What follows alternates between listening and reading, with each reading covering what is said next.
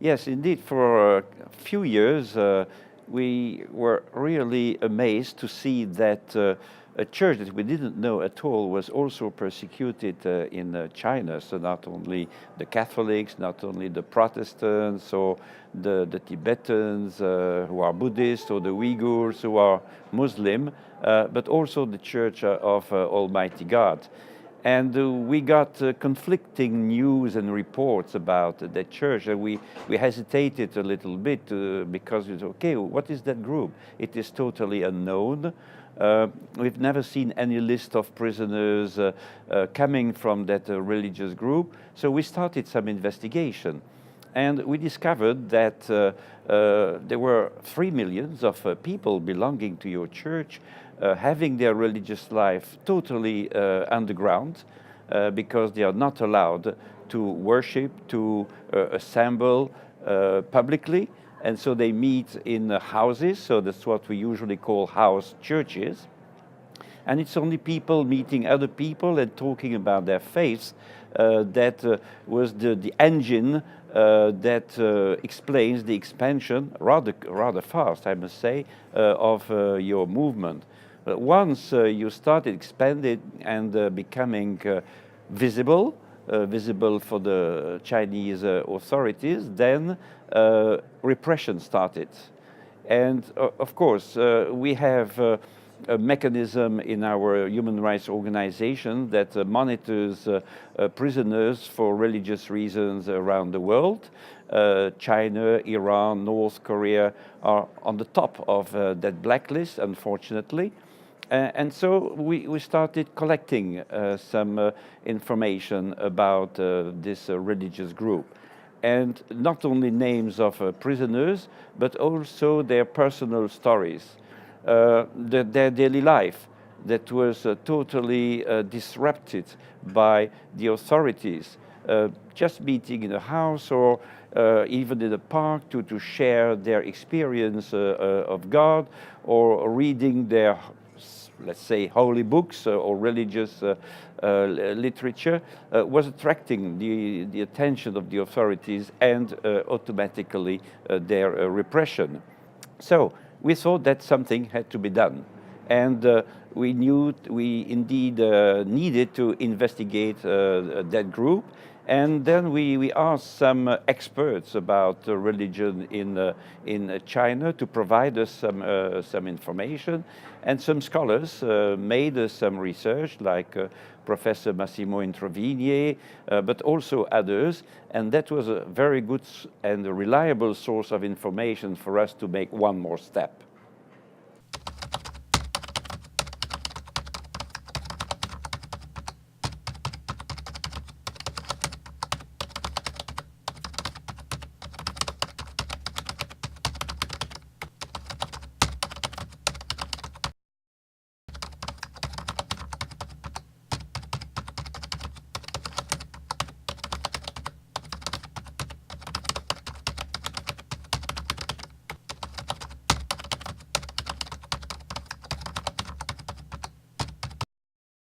Yeah, frankly speaking, as you said, China started spreading some sort of propaganda against your church. And that's what disturbed us at the beginning. So what to do? Where is the truth about your religious movement? And then we realized that it was all fake news about your religious group. And second point is that we saw a number of those members of your church coming to Europe, to France, to Germany, to Italy, to Greece, to Switzerland, and many others, but also in South Korea, for example. And they were complaining because the authorities of those countries, democratic countries, were not granting them political asylum. They were waiting for a long time, 1 year, 2 years, 3 years sometimes.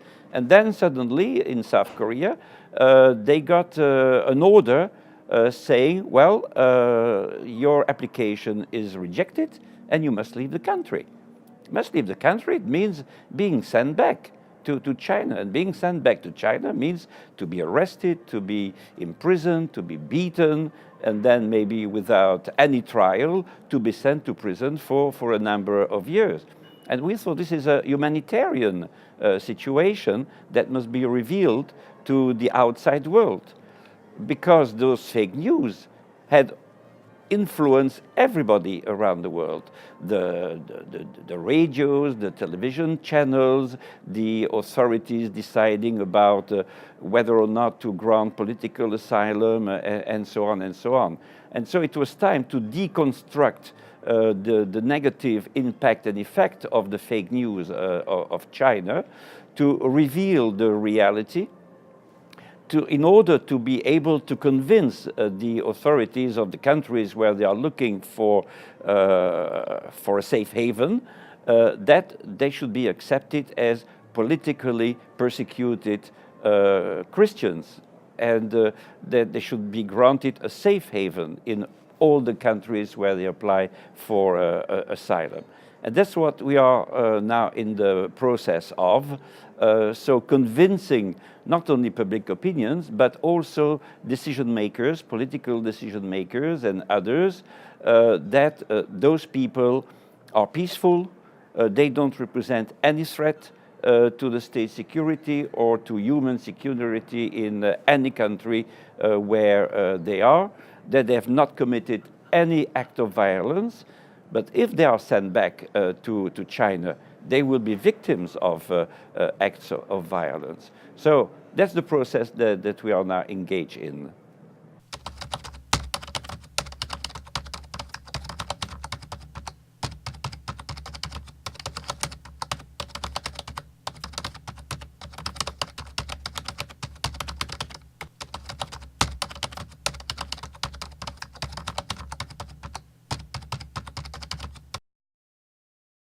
Yes, so the message that we have started to send to the authorities of France, Germany, Italy, the three worst countries in the European Union that reject those applications, that they have nothing to fear from those Christians, because they abide by the rule of law. They just want to have a place where they will feel safe, and that they should grant them a political asylum, and then they will become citizens, peaceful citizens of the country, and they will contribute through their work to the development of the economy. They will not be there just to receive money from the state. They will want to take part in the life of the country. I've met a number of them in France, in Poland, in Germany, others coming from Italy as well. Those are young people, they are peaceful, they just want to have a normal life, quiet life, and to contribute to the society where they want to live.